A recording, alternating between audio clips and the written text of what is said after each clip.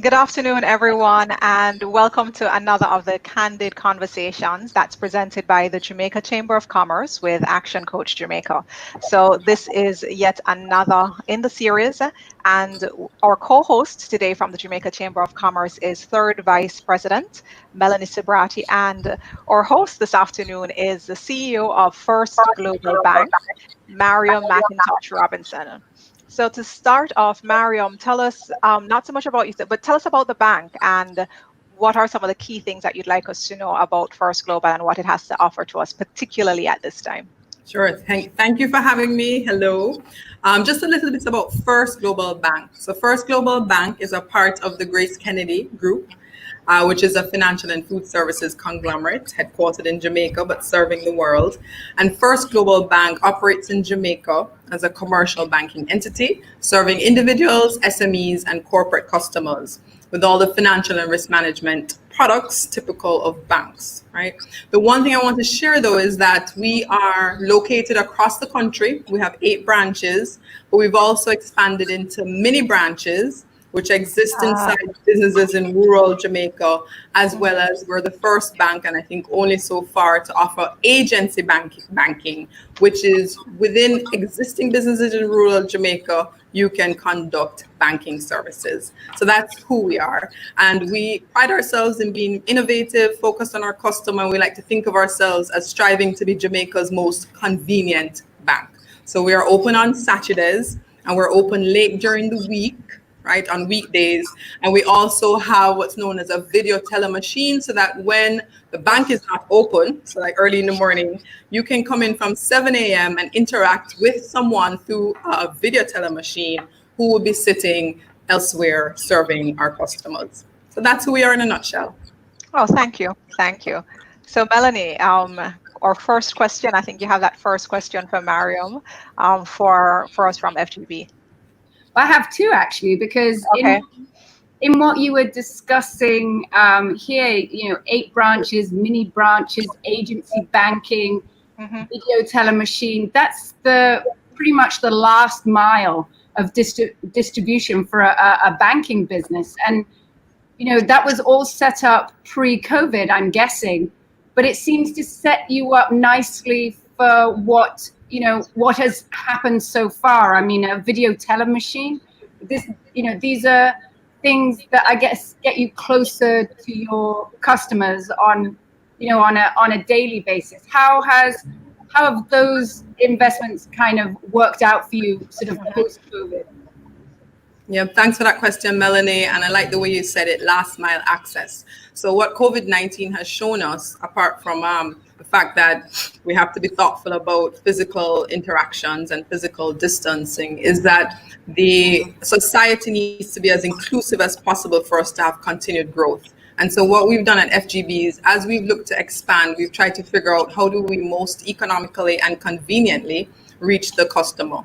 And so we have the traditional branches, all of the banks do in Jamaica, so that's good. And we have ATMs, and we continue to try to ensure as a sector that Jamaica is well covered so that customers can access their cash, the main goal of the ATM.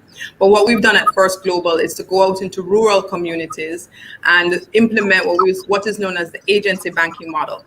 So you could think of it as you go to the barber shop, right? And the barber, right, could offer banking services such as withdrawals, deposits, check your balances, make credit card payments, and so forth. Those are the main services. We at First Global have started with our Western Union locations because our sister company, the Grace Kennedy Money Services, which works with Western Union, we have a number of outlets all across the country in communities, pretty much every community. And so we've gone into those locations and set up actually a hub, which is what we call our mini branches, as well as outsourced banking completely in other locations, which we call bank agents. And that allows us to be able to have customers I used to have to say, you shouldn't have to travel more than 30 minutes to find a bank.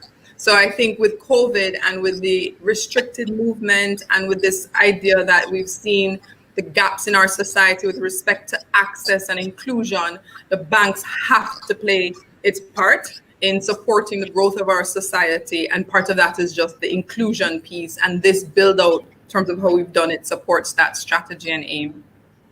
That's fantastic. Arlene, do you want to? No, please go ahead with your other question. I know you really wanted to get started with that one.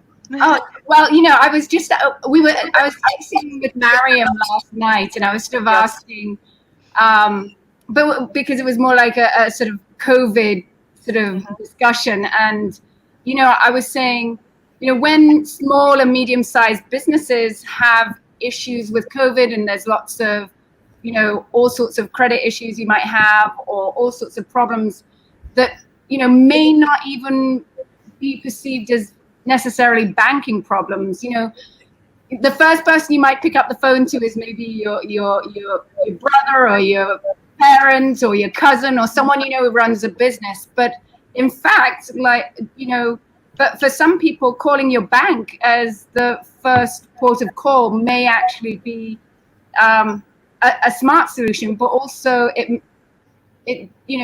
what is there at First Global in that sort of situation, and why would they be an interesting person to call first off the bat?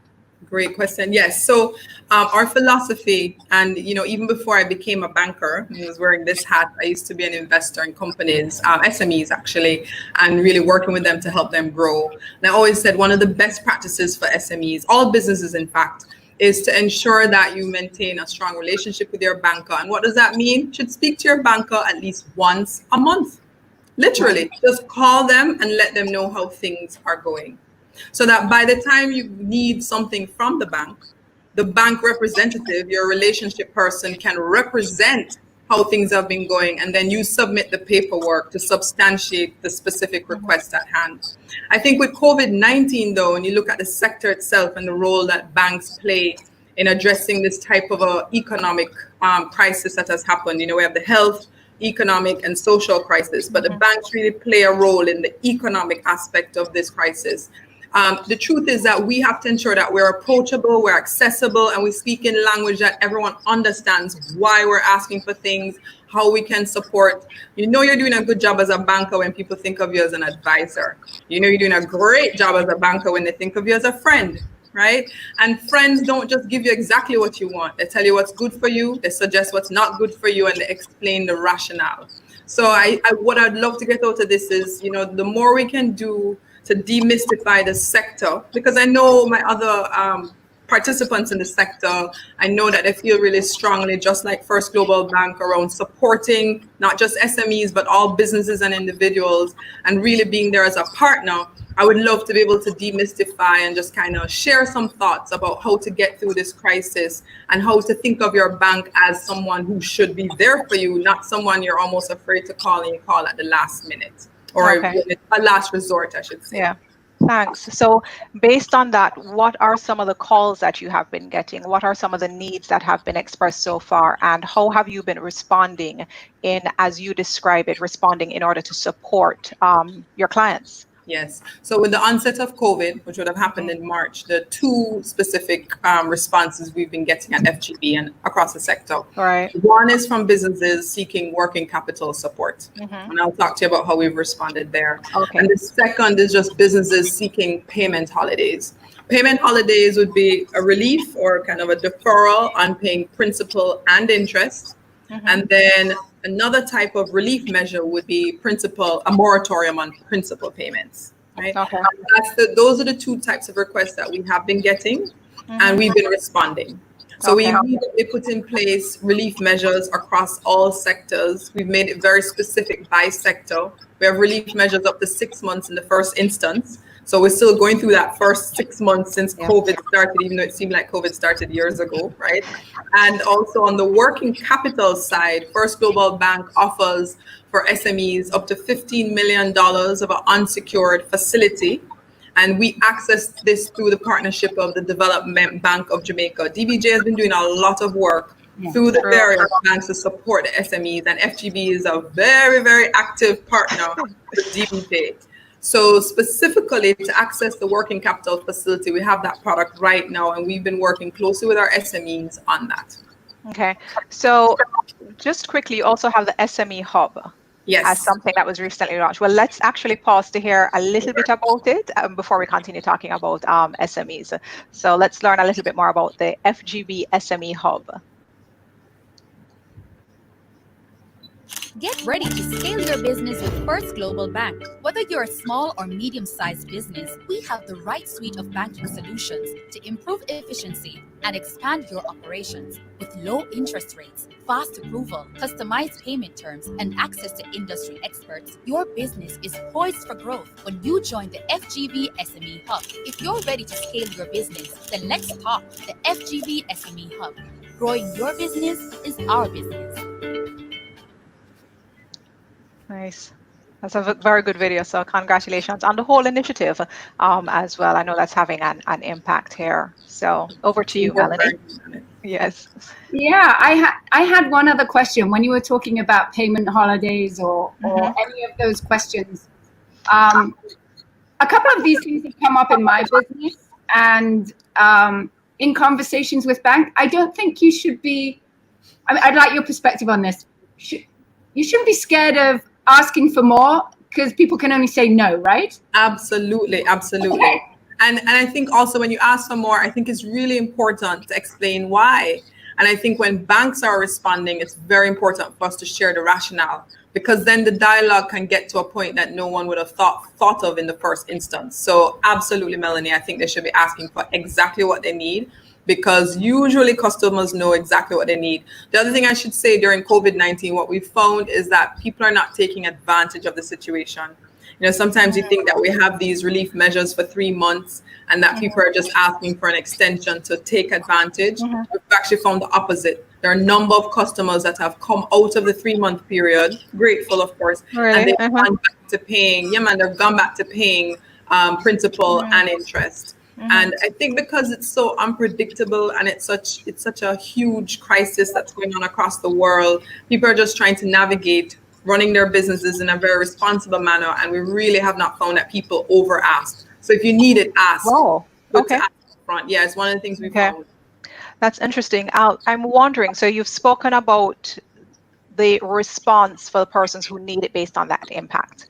There are some industries, there are some companies that have had to keep going. Some of them have had to ramp up how they're doing things. And so the impact on them was not quite the same. So are you finding that you have the needs of financing, growth, expansion for those companies that really have to respond? Yes. And respond immediately to market needs as well as to new opportunities? Yes. So we have at the bank, we actually have an enhanced monitoring team that looks at exactly that trend so that we can churn out products even quicker. And the benefit of a product is not that you can't approach a bank if it doesn't have a product. But once we have a product where we understand your business and sector well, the approval is even faster. And just to give you an example, the medical supplies industry, for example, has been taking off given COVID. We immediately put in place a receivables financing product for medical supplies. Now, Fgb provides receivables financing, but our team designed a product just for medical supplies, because when you're doing loans, you have to understand the industry, the dynamics, all the trends, etc. And if you can bake that into a product, the approval is even faster. And that's an example of a new product the team put out very quickly once COVID hit. Okay, thanks. Before your next question, so Melanie can prepare, I just want to highlight something, and I hope everybody heard that Fgb is a strong partner with DBJ and all those excellent programs that they have available, and that you offer receivables financing in a structured, straightforward way, and that you're looking at how it is that you can gear things to particular industries. So that's very important for persons to hear. So I just wanted to reiterate that, make sure everybody heard that, that you offer these things. And one thing I should say is that even before COVID, but it's becoming useful during COVID, before COVID, we actually designed specific products within the SME sector. As I mentioned, products are helpful because it forces the bank to truly understand the business. And when you can understand the business, you can structure things, you can finance more readily because you understand the risks. So we have a BPO product. Right, we recognize that BPOs need to build out space. They're light on collateral. Banks should be lending on cash flows, not assets. So we go into the sector, we understand it. We have a BPO sector, a BPO product. And again, most of the products we partner with DBJ. We have an Airbnb product. We have a distribution product, a manufacturing product. We have a transportation product. Again, jute was an example of that, for example. But the one I want to talk about, which I know is a key product that the sector may not be seen as financing, is we have an agriculture product, right? And agriculture is a big component of GDP. When agriculture does well, we have good growth. When agriculture does not do well, we have suboptimal growth, right? And we partner again with DBJ. We provide financing to our agricultural borrowers. We have the farm loan product, we have the poultry product, we have the plant product. And so to give an example for the poultry product, if you will, and we've kind of informally been known as a chicken farm bank. We finance a lot of chicken farms. Those chicken houses cost a lot. But again, the collateral are the houses. We get a guarantee with DBJ. If there's a construction period, we do a moratorium on principal during that construction period. And that's because we understand the offtake agreements. We understand what it means to have a partnership with a purchaser. And in instances, we will have the receivables assigned to the bank. So again, when you broad brush agriculture, you say, no, sir, I can't lose my shirt financing agriculture, but we've done well with agriculture. Remember, we're a part of the Grace Kennedy Group. So as a DNA, we understand how to work with SMEs. We understand the passion that goes into anyone that runs a SME, and we understand the impact SMEs has on this country.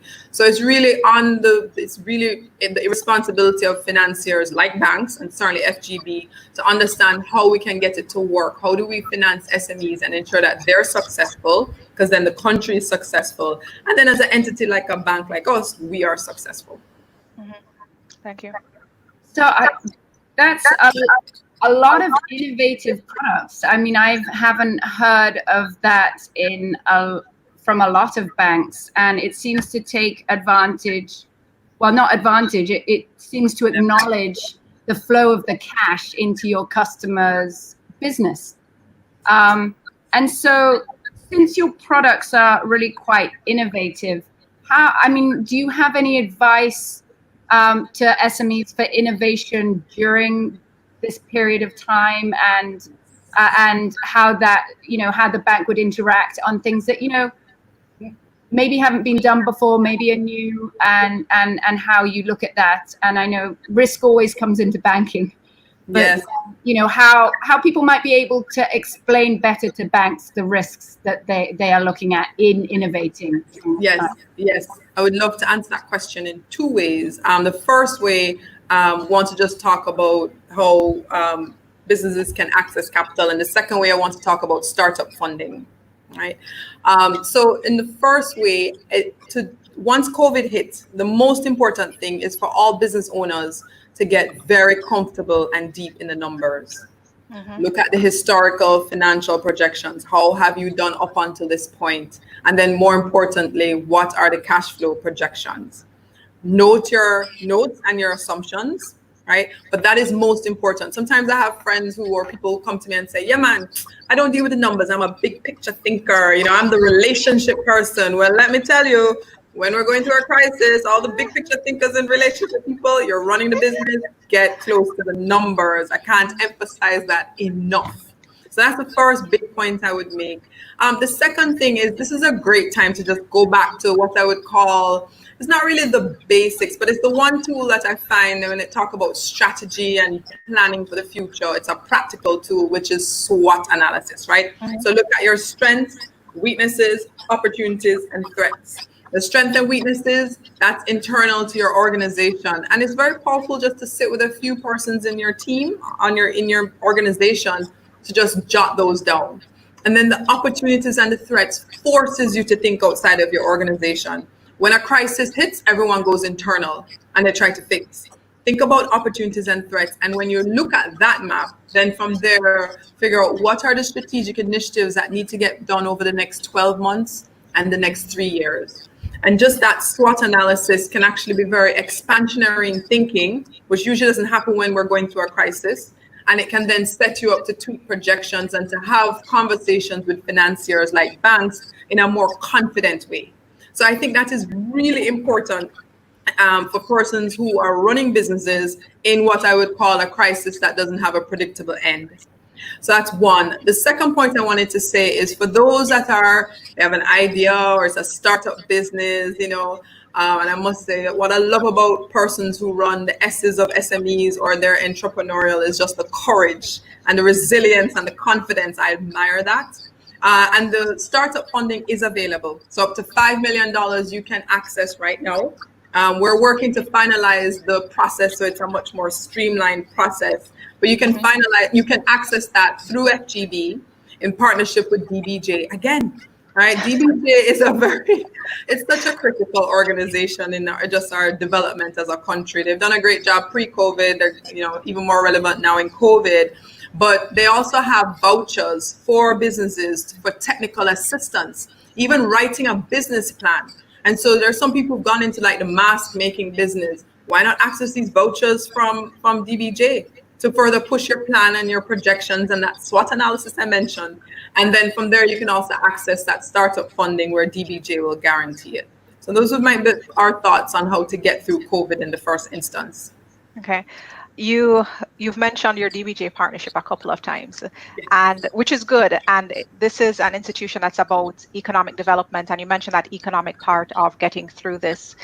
The products that you have mentioned that you've developed that are sector specific, they contribute to some of the key sectors for development. So you sound to me like a bank that's helping to facilitate economic development. And I know that underpinning that, the entire financial sector does that. That seems to be a part of the design and the intent that you have. So as you're moving forward, are you looking at additional partnerships, deeper partnerships that will foster this, particularly as industries may have to shift, but we may have to design or redesign industries in particular. So how deep are you going with the DBJ or with other national partners? The minister, when he opened this, spoke a lot about agriculture and the importance of agriculture at this time. So are you looking at things that are sector specific, either deepening or transforming some of the things that you now have, or new sectors? Or are you looking at capacity building for those entrepreneurs, the big thinkers who need to start looking at the numbers? So on either side, how deep are you going? Okay, so three things. The first is in terms of what we're doing already and we'll continue to do. So we'll continue to work with the DBJ. They launched last year the Credit Enhancement Facility. A number of players in the industry have signed on to that, and we use ours actively.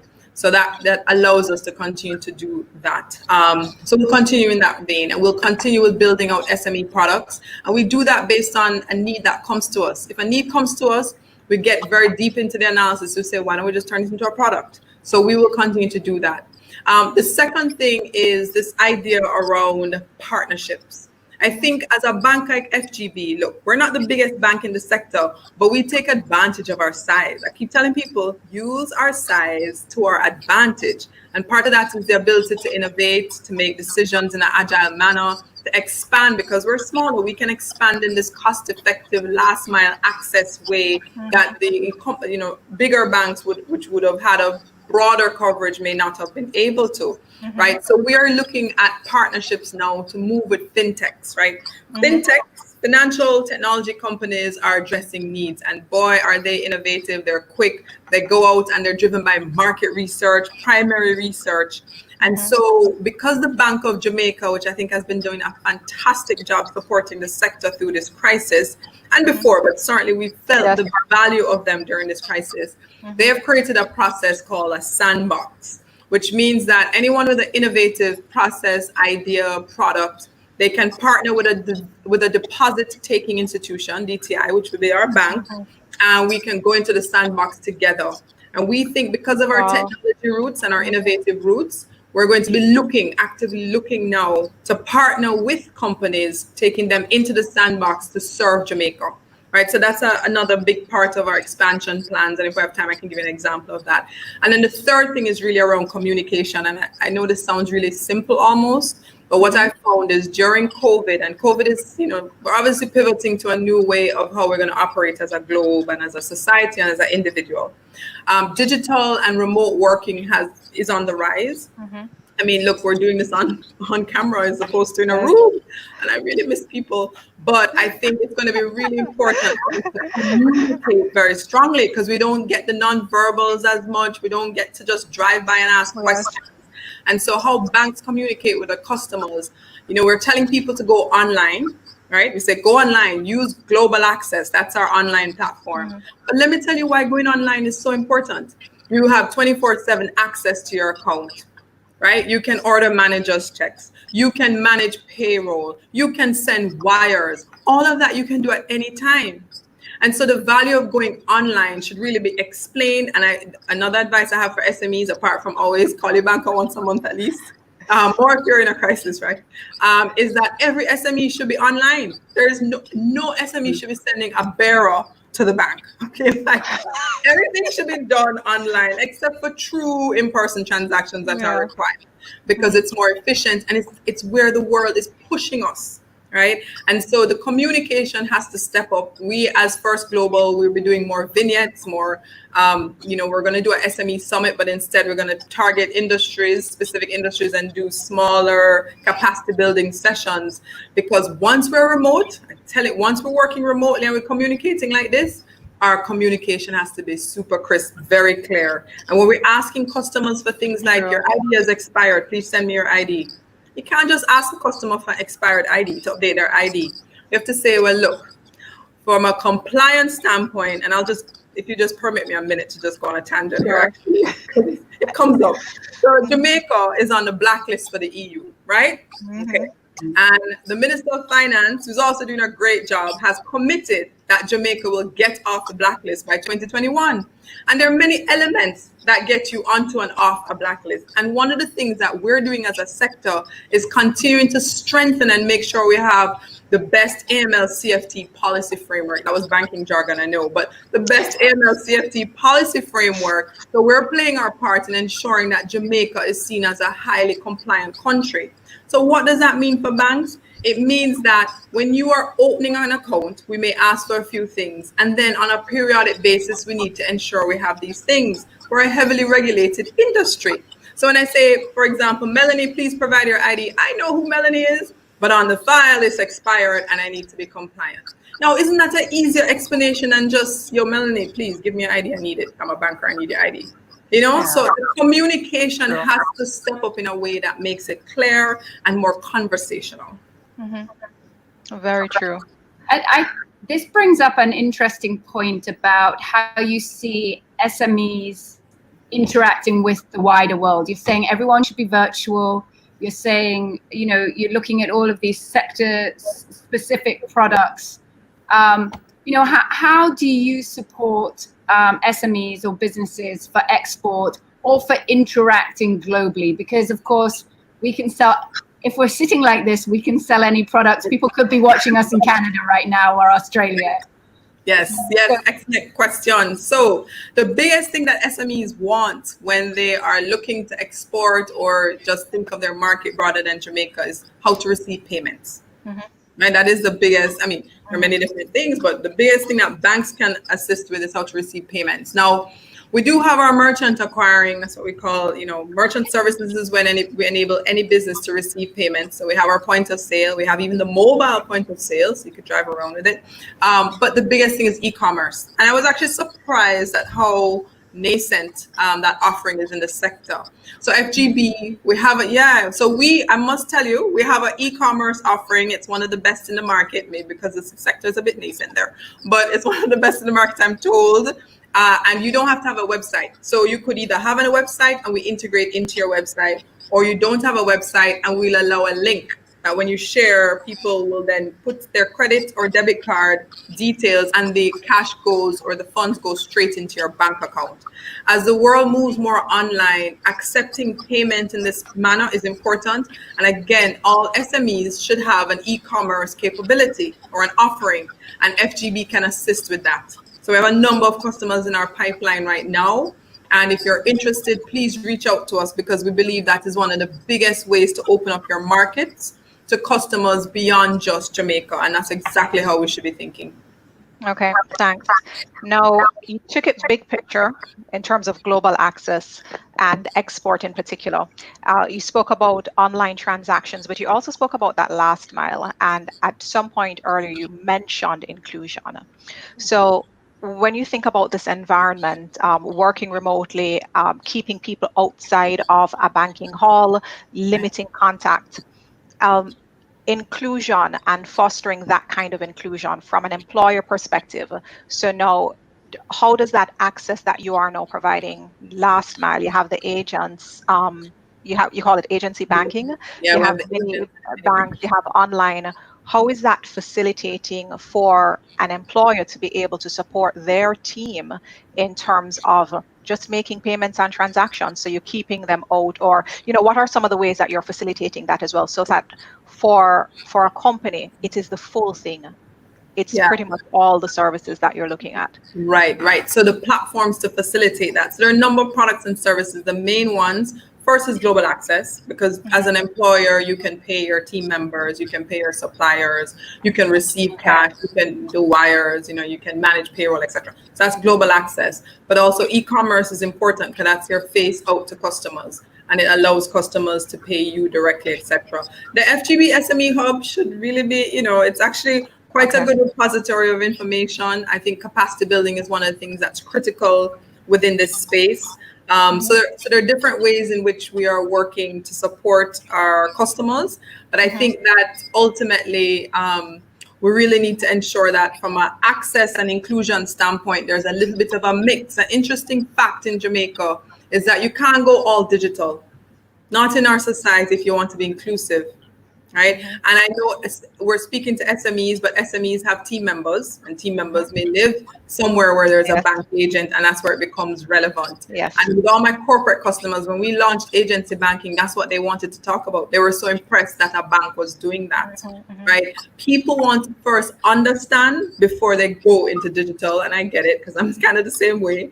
And so you need that face-to-face interaction to just help walking persons through what to do and why to do it. So we see the mini branches and the bank agents as touch points and branches as relevant as we shift the mix of in-person to digital. We don't believe you can go cold turkey in Jamaica and most emerging markets, in fact, if you're going to stay inclusive. Okay. Thank you so much. Melanie, what's the top thing for you so you're the third vice president for the Jamaica Chamber of Commerce, and you have a mix of industries. FGB is a member, however, really an entity that can support your members. What would you say is the top thing for you in terms of, if you were to say something to the membership of the Jamaica Chamber of Commerce, as well as, and you are the voice of business in Jamaica, so you are helping other businesses. Based on your conversation with Mariame just now, what is it that you would want to share or just point out? So, your top thing from the conversation, what would you say that is?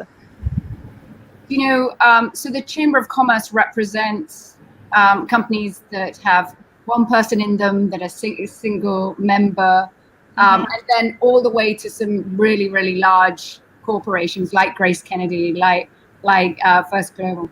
But I think for small and medium-sized enterprises, for the Chamber, we want to give you as much support as we can, as much information. If there are issues that you need representation towards a government body, then that is something that obviously, the Chamber can do, and we have members' issues that come up every month. But I think for us during this time, knowing that there are partners out there that really are sort of holding the hands of their small and medium-sized businesses, I think it's really key to be able to project that to our membership and to support our members. So just as equally as I see it important for Mariame to share their products online, I also see it as important for the SMEs to be able for us to support them in getting this information as well. So if there is information, if there are other members that we can provide touch points to, I think that's super important as well. Okay. And get in touch. Yeah. Yeah, thank you. Mariame, you shared a lot today.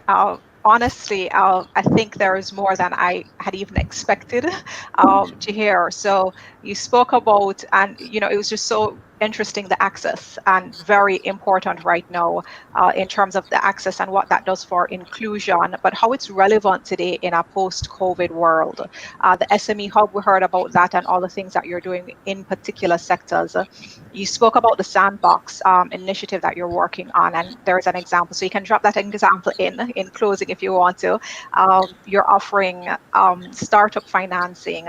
You're looking at working capital. So many things, just being responsive now to people. Receivable financing, exports, supporting that in terms of receiving payments. Continuing with DBJ, online banking. You have an e-commerce platform. So there are so many things. As you continue to support us, and you probably have a good sense of what are the greatest needs now, and that could be based on what's the interaction that you've been having with businesses, sectors in terms of different conversations. So you probably have a good sense of some of those needs. Based on that, in terms of what people ought to be doing, you mentioned take advantage of these things. If we give you 6 months, don't stop at 3 months. What are some top tips, key things that you would continue to share with businesses from SMEs to large? And based on that, how do they now engage you so that you can support them to achieve what it is that they want to? Absolutely. So, first, you can reach out to First Global Bank, 1-876-322-1001. You can email us, Fgb Sme Hub at ukco.com, or just look us up, fgbsmehub.com. But the tips in particular, I think I shared a few. The first one is I do really believe that you should have a very strong relationship with your banker, and it starts with a phone call or a Zoom meeting or a Teams meeting, but it starts with a phone call, and I think that's really important. It should even be before COVID, but certainly now. And feel free to call as much as you would like. That's one. Two is, I believe all SMEs should get to know the numbers. If you're at a certain level in the SME or you're running the SME, it is important, whether it's outsourced to a part-time FC or the person is in-house. It is very important to get to know the numbers and ask questions until you do understand, because it's in knowing the numbers that you'll be able to start projecting, and those cash flow projections is going to be the difference between, potentially not making money and making some money throughout this crisis as we pivot into the recovery phase. So I think that is also very important. Number three, it's important to have access to information. And we're living in a world now where things are just so accessible. I mean, we're having this COVID cast. We also have, a lot of persons have websites. There's just a lot of information out there. Yes. And I would even assign someone on your team, because sometimes when you're running the SME, it may be difficult, but have someone be the person for the month, or have someone be the person and have them just take meeting notes, not minutes. Minutes are much more detailed, but just the key takeaways. What are the key takeaways so you can share it with the team? So when you do come together as a management team, or a board, you're discussing that. I think that is the third key point.